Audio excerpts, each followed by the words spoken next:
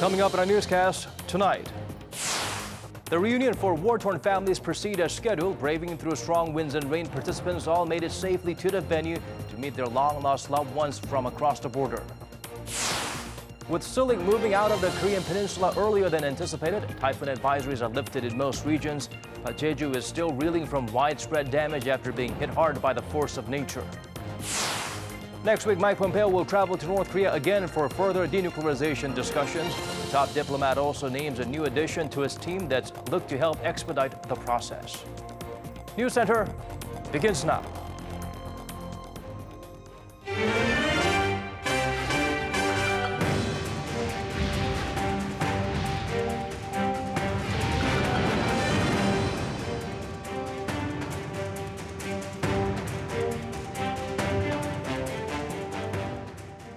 It's 8 p.m. here in Korea, coming to you live from our studio in Seoul. This is Arirang News Center. Welcome to our program. I'm Daniel Choi.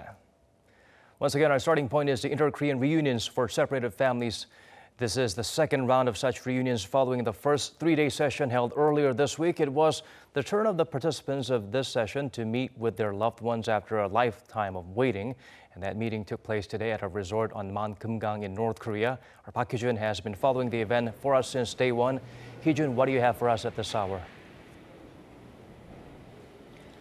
Daniel, right now the families are enjoying a welcoming banquet hosted by South Korea. And we're hearing from the press pool that there's a lot of laughter, a lot of smiles, and they're enjoying a lot of great conversation over dinner and, of course, also some alcohol. And that will be the last schedule for the first day of the inter-Korean family reunions. Now, today's reunion was held for the 81 selected North Koreans and also their South Korean relatives numbering 326 people. It began with a group reunion where they saw their families for the first time in nearly 70 years. The participants were overjoyed for various reasons, not only because they were seeing with their own eyes that their relatives had been alive all this time, but also because of how much their loved ones had aged over the decades they were apart. Some also got to see their nephews and nieces for the first time, and we hear from the press pool as well that even the volunteers from the North couldn't help but tear up as they witnessed the emotional moment. Now, to give you a quick rundown of the remaining schedule, tomorrow the participants will get to have both group and individual reunions. They'll also have lunch privately with their families in their rooms, which will also give them some more intimacy. And after a farewell reunion on the very last day, the South Korean participants will head back home after a total of only 12 hours together. It's not going to be at all enough for the families who've been waiting for this opportunity their entire lives, and so they'll be trying to make the most out of the limited time that they have together with their families. And I'll keep you updated with that throughout the whole entire event. Back to you, Daniel. All right, Hee-jun, thank you for being out there for us. We appreciate it.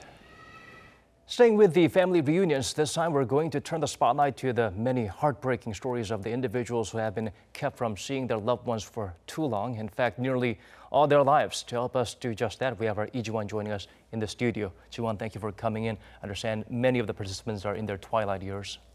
Yes, Daniel, there were many heart-wrenching stories for this set of families as well. In fact, there was one in which a parent met his child for the first time. That's Do Deok-yong, an 88-year-old North Korean man who finally got to meet his 67-year-old son, Jo Jung-gi. The elder Jo left his family when his wife was 3 months pregnant with their son, who never got to hear how or why his father had left them. Jo Jung-gi burst into tears as he talked to his father, telling him how much his mother had missed him. 어머니는 68년을 기다렸잖아요. 건강하셔서 괜찮아서 나는 꿈에도 생각 못했어요. 살아 계시는 거는 꿈에도 못했어요. Well, many times they try and many times they fail, and we know time is not a friend to the participants. Yes, Daniel. Now, one of the cases is Choi Sung-taek and his siblings. They finally met with their sister in the north after 20 years of trying to reach her through these family reunions. They had registered 18 years ago, but their sister Choi Sung-soon couldn't be found because she had been living under a different name. This made the reunion all the more dramatic. 안길자라고 바꿨잖아. 안길자라고 바꿔서는 신청을 해도 안 돼. 18년 전에 신청을 했어 내가. 이게 누님 이름이 요 최성순이가 이렇게 바꿔가지고 하니까 안 됐지. 그랬으면 그때 형님도 살아있어. Choi Sung-soon was 18 years old when North Korean soldiers abducted her while she was attending class in her school. It was only when she had changed her name back to Choi Sung-soon that she was finally matched with her siblings living in South Korea. Nearly 7 decades of painful separation seemed to melt away the moment she spotted her siblings.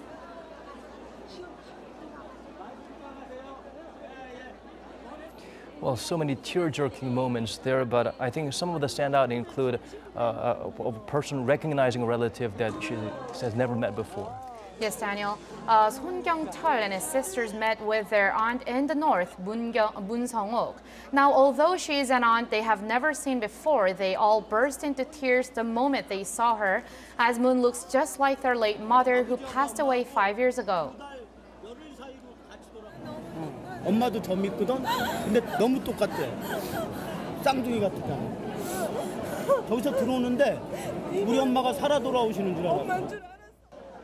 The siblings thanked Moon for staying alive, but also expressed regret as they never got to fulfill their late mother's wish of seeing Moon again. Now, Daniel, there was also a story of siblings with different fathers, and that it was no less sadder than any other stories. That's the case for 84-year-old Biegun from North Korea, who met with her younger half-brothers and sister from the south. Ri's mother remarried to a South Korean man when Ri's father passed away when she was young. There, Ri's mother gave birth to Hwang Bo-young and his siblings. Now, they grew up together, but Ri left for a factory in Wonsan, North Korea to earn money when she was only 14 years old. And that was the last time they got to see her. 이거 기억하십니까? 누이가 14살 때 이거 술 먹고 간 거. 기억해요? 이게 70년 만에 누이 찾아왔어요.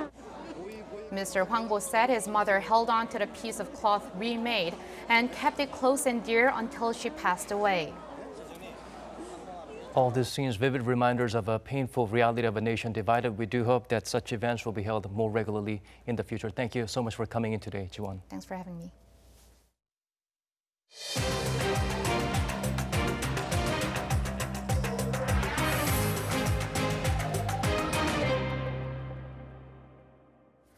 Soulik has now moved out of the peninsula, but the storm caused considerable damage, particularly in the southern regions. Restoration efforts are ongoing. Our Oh Soo-young zooms in on the developments.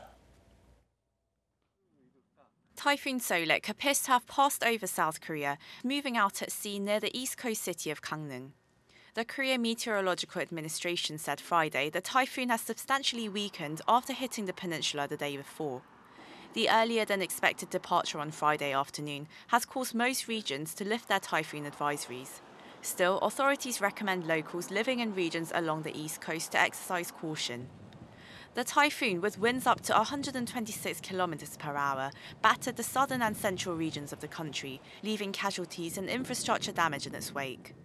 Disaster authorities say a woman in her 20s who was swept out to sea still remains unaccounted for, and a man in his 30s was injured on Jeju Island. A 16-year-old boy in the southern county of Kumgang was also hurt on Thursday when a wall collapsed. The strong winds and heavy rain knocked down scores of trees, streetlights and damaged facilities, as well as causing dozens of drains to overflow. Some 22,000 households experienced power outages on Jeju Island and the southern mainland provinces. While the impact of the typhoon was limited in the capital region, local governments have been holding emergency meetings to restore hard-hit areas, launching efforts to mend facilities and identify the impact on the agricultural sector. President Moon Jae-in the day before had called on officials to look into measures like special grants for restoration efforts. Oh Soo-young, Arirang News. Mike Pompeo will be flying off to Pyongyang once again to continue negotiations on dismantling the regime's nukes. The top diplomat also announced his new special representative for North Korea. Lee Seung-jae tells us more. U.S. Secretary of State Mike Pompeo is set to make his 4th visit of the year to North Korea. He says he's flying there next week to press ahead with talks on getting the regime to abandon its nuclear weapons program. During his first 2 trips to the north as Secretary of State, Pompeo met with North Korean leader Kim Jong-un to lay the groundwork for the first-ever summit between the leaders of the U.S. and North Korea. His third trip was a follow-up to the Singapore summit that took place in June. At a press briefing at the State Department on Thursday, Pompeo also announced the appointment of a key North Korea-related official. I'm excited to announce this morning that Steve Biegun is joining our team as the special representative for North Korea. Pompeo said Biegun will direct U.S. policy towards North Korea while leading efforts to achieve President Trump's goal of the final, fully verified denuclearization of North Korea, adding the two will travel to Pyongyang together. Pompeo, however, did not disclose the exact date of their trip. Biegun worked on the White House National Security Council from 2001 to 2003 and fills a position left vacant by the retirement of Joseph Yoon in March. Standing next to Pompeo during the briefing, Biegun stressed the importance of his job, adding that the issues will be hard to resolve. The issues are tough, and they will be tough to resolve. But the President has created an opening, and it's one that we must take by seizing every possible opportunity to realize the vision for a peaceful future for the people of North Korea. With the latest appointment, hopes are rising that the U.S. and North Korea can edge closer to the agreement reached by their two leaders in June. Lee Seung-jae, Arirang News. And so welcome the appointment of the new U.S. Special Envoy to North Korea. The Foreign Ministry released a statement on Friday saying it looks forward to Stephen Biegun's success in the role, highlighting his experience as an Executive Secretary of the National Security Council and a foreign policy advisor to members of Congress. The ministry expressed hopes for close coordination, namely keeping updated on the schedule of upcoming talks as well as phone meetings between Biegun and his South Korean counterpart. The U.S. State Department will check whether South Korea's plans to open a joint liaison office up north violates UN sanctions. During Thursday's press briefing, when asked about concerns over Seoul supplying oil and electricity for the office, Heather Nauert responded that Washington is aware of the talks between the two sides and would look further into the matter. The department spokesperson highlighted comments made by President Moon that improvement of inter-Korean relations cannot advance separately from resolving the regime's nuclear program. On Thursday, Seoul's foreign ministry said they would be moving ahead with the liaison office as it will provide no economic gain to Pyongyang and emphasized they are in close consultation with the U.S. in order to not undermine sanctions. An intense Q&A session was underway on security matters. Rival lawmakers grilled the nation's defense chief over pending issues at the country's military. Kim Min-ji has the latest from Parliament. South Korea is planning to propose to North Korea that both sides get rid of guard posts in certain places along the demilitarized zone. There was an understanding reached with the North to that end last month in military talks. The question is how many guard posts? At a parliamentary briefing on Friday, rival parties appear to agree that the number removed cannot be equal for both sides because Seoul has only half as many as Pyongyang and would be put at a disadvantage. If we get rid of the same number of guard posts, the disadvantages would be huge. We would be abandoning our territory while the North could make up for its part by just increasing patrols. I served in the military uniform for 40 years and know that we cannot get rid of an equal number of posts. In the next military talks, we will stress that the guard posts will be reduced proportionally, section by section. Another topic of debate was whether the country's defense white paper to be published in December will refer to North Korea as the enemy in light of the changes on the peninsula this year. In the past, Seoul has referred to Pyongyang as the country's main enemy or a direct military threat.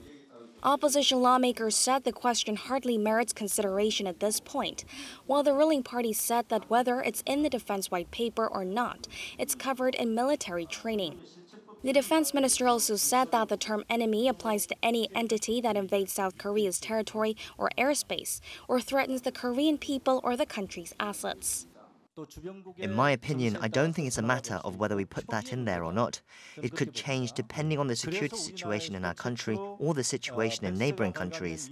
In the past, it's been changed depending on the circumstances. Yes, true, that has happened.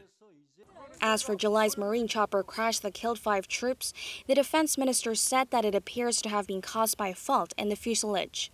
A thorough investigation is underway, he said, and scientific evidence will be found that it will leave no doubts. Kim Min-ji, Arirang News. Harsher punishment for Park Geun-hye, the first democratically elected South Korean president to be impeached. A Seoul Appeals Court is increasing her fine as well as time behind bars. Here's Cha Sang-mi with the updates. The Seoul High Court on Friday increased former President Park Geun-hye's sentence to 25 years in jail and nearly $18 million in fines, instead of the original sentencing of 24 years and $16 million handed out by a lower court in April. Park was indicted for influence peddling, coercion, and bribery, allegedly demanding millions of dollars from corporations in collusion with her longtime confidant Choi Soon-sil, which led the Constitutional Court to remove Park from office in March 2017. Friday's verdict comes after the appeals court, reversing the lower court's earlier decision, found her guilty of unlawful solicitation to Samsung Electronics for donations to cultural and sports foundations closely linked to Che, allegedly as bribes in exchange for securing policy favors. The judge picked the National Pension Service backing of the merger of Samsung C&T and Seoul Industries as evidence for the bribery charge. For Park's close friend Che, the court delivered the same jail time as the first ruling, 20 years in prison, but upped Che's fine to the same amount as Park's. The court also sentenced former presidential secretary An Jong-bum to 6 years in jail. Park has been behind bars since March 31st last year and did not appear at her trial, as she has been boycotting the so-called politically motivated court proceedings since October last year. Cha Sang-mi, Arirang News. Seoul Central Bank released its preliminary data on the nation's terms of trade for the month of July. The BOK report shows the index fell to a near 4-year low, mainly due to rising oil prices. Ko Ryun-hee breaks down the digits for us. Imports got more expensive for South Korea last month. According to the Bank of Korea on Friday, the country's trade term index hit 92.94 in July, which is the lowest since November 2014.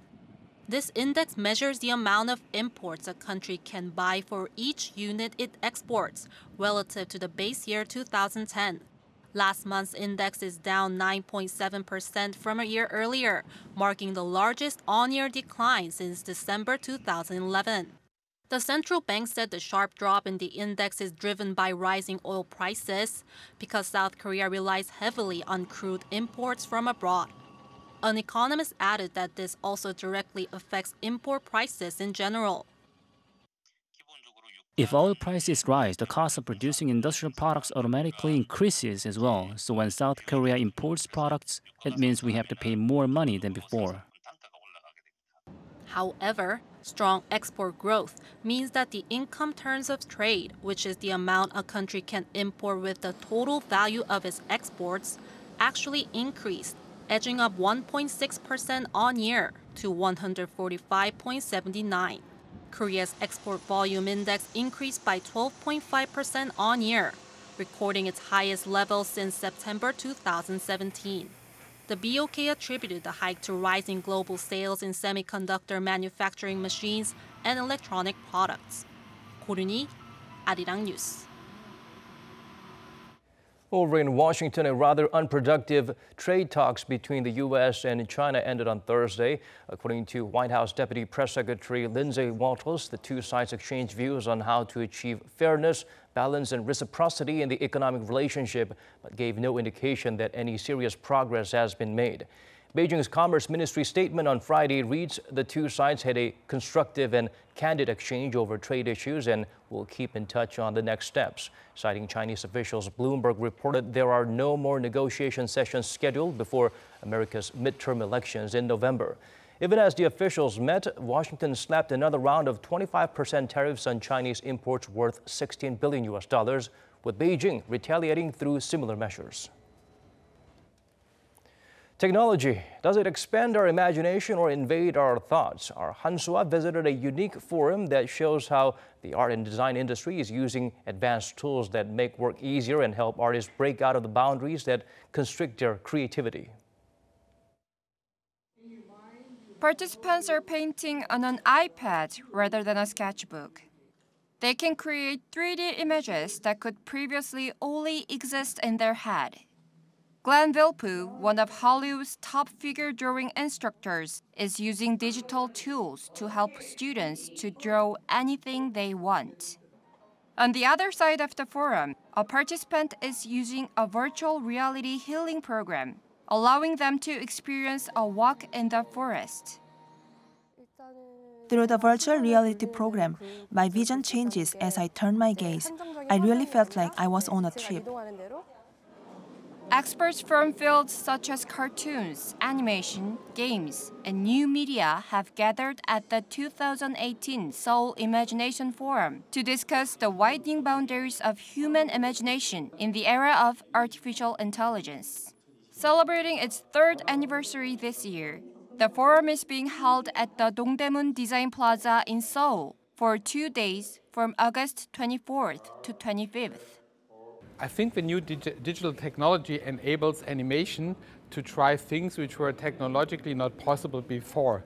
It is not so much that art and animation have been changed through the technology, but the technology enables art and animation to come up with new exciting visions, to create new art styles, and then use the technology to make these art styles become real.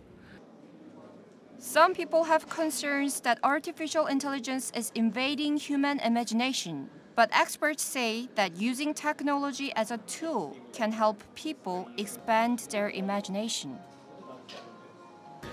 I think in the case of creativity, in the case of music, where I have been working for the last years, it was very beneficial in the sense that it made humans ask themselves what was music all about. Why do we make music? How do we make, and all that. How can improvements in technology help expand human imagination?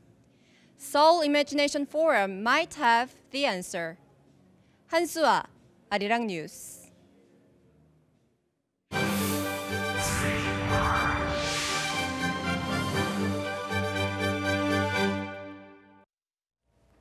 South Korean athletes competing in the 2018 Asian Games picked up the pace, racking up even more gold medals. Gaining particular attention is the men's football team on an impressive run, making it all the way to the Elite Eight. Sabobin has the highlights from Indonesia. On Friday, South Korean shooter Jung Yoo-jin won a gold medal in the men's 10-meter running target event, beating North Korea's Park Myung-won 6-4. Another gold in shooting, this one from Choi Young-jin in the men's 300-meter standard rifle. Choi scored 569 points to finish first out of the 13 contestants. Choi said the 300-meter rifle is similar to the K1 or K2 used by the South Korean Army, and said his military experience helped. Kim Min-jung won a silver medal in the women's 10-meter air pistol shooting. She's won 2 silvers and 1 bronze medal in this year's tournament. South Korean gymnast Kim Han-sol captured a silver in the men's vault competition. Kim was the runner-up with an average score of 14.550 points, but conceded the gold to Shik Wai-hung of Hong Kong, who finished ahead 0.62 points. South Korean rower Park Hyun-soo has won gold in the men's lightweight single sculls. Park finished the race with a time of 7 minutes 12.86 seconds. He is the 4th South Korean to grab a gold in rowing at the Asian Games. Coming up later on Friday, 2 more medal events for South Korea. The men's fencing foil team at 9 p.m. Korea time, and in women's swimming, the individual medley at 9:13 p.m. Korean time. 서보빈, Arirang News.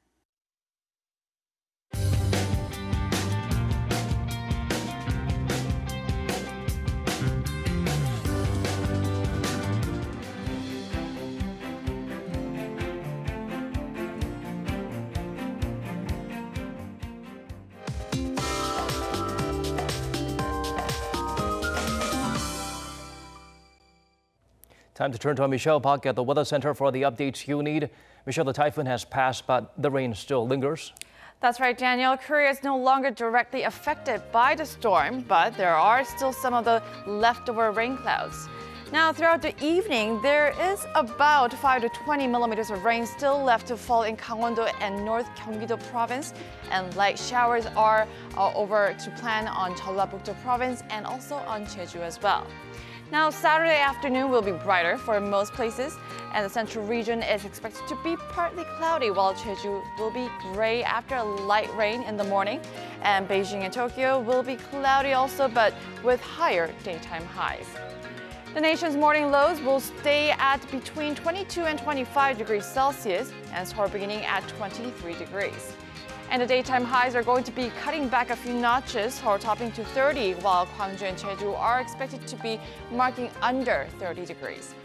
Now this weekend, Seoul will mostly stay bright, but on Sunday, rain is expected to start from the southern regions, which will eventually expand upwards, drenching the whole country. I'll leave you with the weather conditions around the world.